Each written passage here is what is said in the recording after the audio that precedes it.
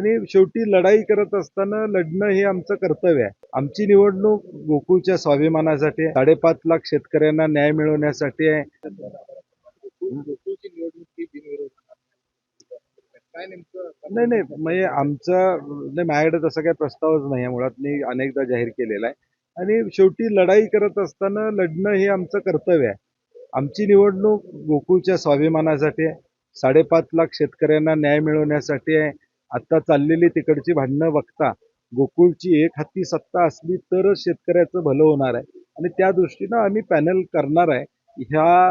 ही भूमिका आम्ही घेतलेली आहे. शक्तीपीठ महामार्गाच्या संदर्भात काय भूमिका असणार आहे आणि पूर्ण 13 जिल्ह्यातील शेतकरी या महाराष्ट्रातल्या सगळ्या 12-13 जिल्ह्यांमध्ये शक्तीपीठला विरोध आहे. आणि गरज नसलेला महामार्ग करू नये अशी शेतकऱ्यांची भूमिका आहे.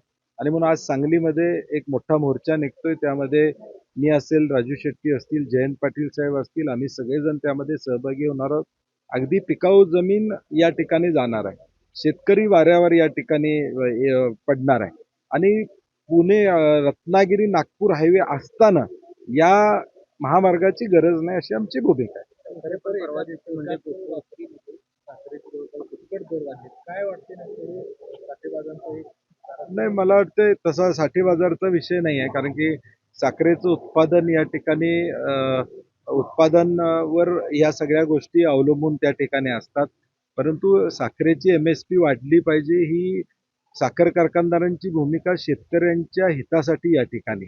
आणि मला वाटतं केंद्र शासनानं मध्ये निर्णय घेतो म्हणून 15 दिवसात निर्णय घेतो म्हणून सांगितलं होतं. ते काय घेतलेला दिसत या ठिकाणी नाही आहे.